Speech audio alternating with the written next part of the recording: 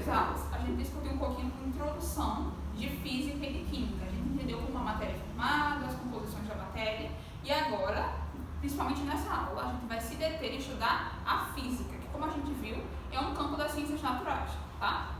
Uma área da física é chamada de cinemática.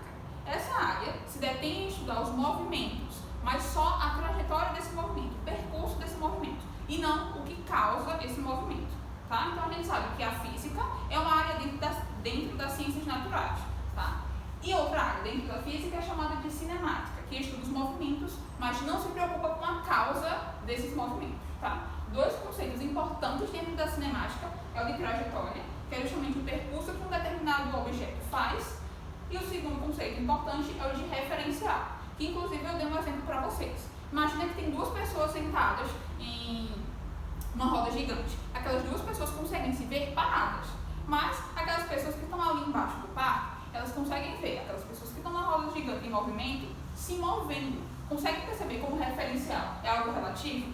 Depende de qual referencial você toma. Então, por exemplo, para eu determinar se algo está se movimentando ou não, eu preciso determinar primeiro o meu referencial. E de referencial para referencial vai variar se aquele corpo está se movimentando ou não, como a gente viu nesse exemplo, tá? Então, esses dois conceitos aí são super importantes dentro da cinemática: trajetória e referencial, ok? A gente tem dois tipos de movimento dentro da cinemática. O primeiro deles é um movimento uniforme, um movimento retilíneo uniforme. Esse movimento, ele não está acelerado, ou seja, ele possui velocidade, mas a sua velocidade ela não varia ao longo do tempo. Esse movimento, em que a velocidade ela é constante para todo o percurso, é chamado de movimento uniforme, ok? Então, nesse tipo de movimento, a gente tem aí a velocidade, mas não tem aceleração. A aceleração é zero, porque como a gente viu, a aceleração é a variação da velocidade. Quando a gente tem uma variação da velocidade, por exemplo, um corpo está a 20 km por hora e passa a ter 30 km por hora. A gente diz que esse corpo está acelerado. E por quê? Porque ele variou a sua velocidade, tá? Então, não esqueça, a aceleração é essa variação da velocidade, ok? Para um movimento uniforme, a gente não tem aceleração. A aceleração é zero. E por quê? Porque a velocidade do objeto que se movimenta de forma uniforme não varia, ok? O segundo tipo de movimento que é analisado dentro da cinemática, a gente chama de movimento uniformemente variável. E como o próprio nome já diz, a velocidade desse corpo que está em movimento uniformemente variado vai variar. Ou seja, esse corpo, além da velocidade, de uma velocidade que não é constante, tem aceleração. Ou seja, esse corpo está acelerado. E por que esse corpo tem aceleração? Porque a sua velocidade, ela varia. Okay? A gente pode calcular tanto a velocidade desse objeto como a aceleração. Como velocidade e aceleração podem ser expressadas matematicamente porque são grandezas na física, a gente tem essa cara aqui. A velocidade ela pode ser expressada pelo ΔS dividido pelo ΔT, que quer dizer o seguinte: deslocamento dividido pela variação do tempo. Então a gente vai simbolizar esse S aqui como sendo deslocamento, tá? Esse S é o deslocamento. E o T é o tempo do meu movimento, tá? Então, a gente tem o seguinte: eu posso equacionar, ou seja, expressar matematicamente a velocidade de um determinado movimento a partir dessa formulazinha aqui, ó. ΔS dividido pelo ΔT. Tá, professor? O que é que significa esse delta aqui? Delta, sempre que a gente estiver usando delta na física, vai simbolizar a variação de alguma coisa. Isso depende para o que está do lado do delta. Por exemplo, ΔS significa a variação desse deslocamento. ΔT significa a variação do tempo. E como a gente viu, variação é sempre alguma coisa final menos alguma coisa inicial. Por exemplo, se eu quero expressar a variação do meu deslocamento, eu vou ter o seguinte, ó. O meu deslocamento final menos o meu deslocamento inicial. Se eu quero expressar agora a variação do meu tempo, eu vou ter o seguinte: variação do tempo vai ser tempo final menos tempo inicial. Tudo bem? Então, de novo, voltando. A velocidade é uma grandeza na física e por causa disso eu posso expressar matematicamente. A velocidade expressada matematicamente vai ter essa cara aqui: ΔS dividido por ΔT. Como a gente já viu, delta representa a variação de alguma coisa. Vai ser sempre alguma coisa final menos alguma coisa inicial. No caso do S, vai ser variação do deslocamento. S final menos S inicial. Deslocamento final menos deslocamento inicial. Se eu tenho ΔT, vai ser a variação do tempo. Então, eu tenho T final, que é o tempo final, menos o tempo inicial. Ok, tudo bem? Então, vamos lá. Até agora, dentro da cinemática, a gente viu que a cinemática ela se detém a estudar os movimentos na física sem se preocupar com a causa desses movimentos. Quando a gente vai se deparar com a dinâmica, que é outro campo da física, vai estudar os movimentos, mas só o que causa esses movimentos. E é isso que a gente vai ver agora, tá? Para a gente entender isso aí, a gente precisa definir o que é força, que é o que vai causar esse movimento. Força é justamente uma grandeza na física que causa a interação entre dois corpos diferentes, dois corpos ou mais, ok? Então, para a gente entender aí a dinâmica, que é o que causa o movimento, a gente precisa entender um conceito super importante que é o de força, porque geralmente a força é o que causa esses movimentos dentro da física, ok?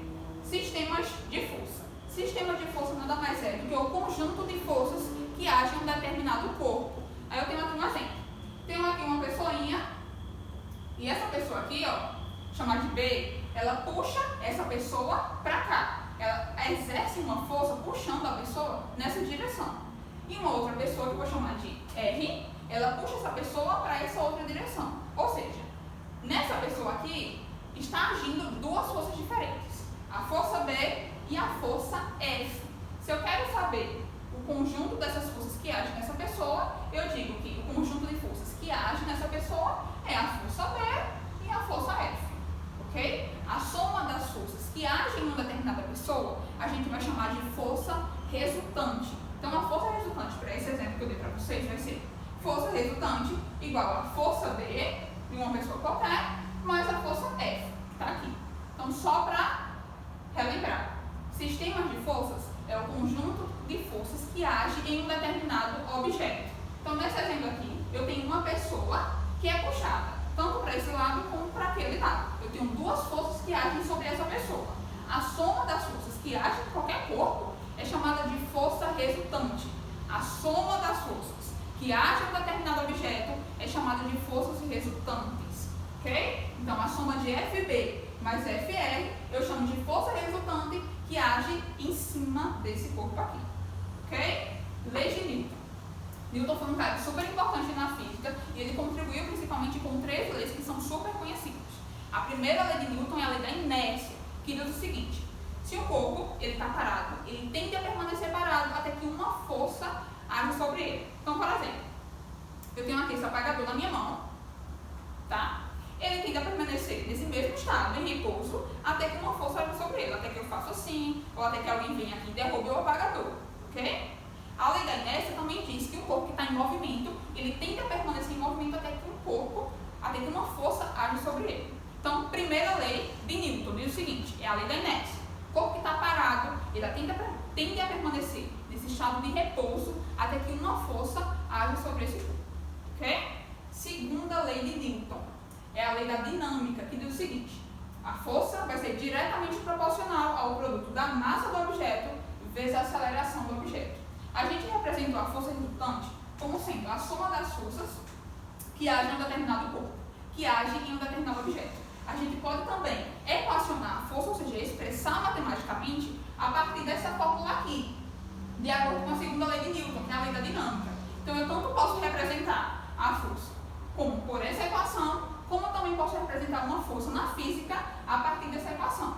Então, eu posso dizer também que a força, de acordo com a segunda lei de Newton, é força igual a massa vezes o produto da aceleração.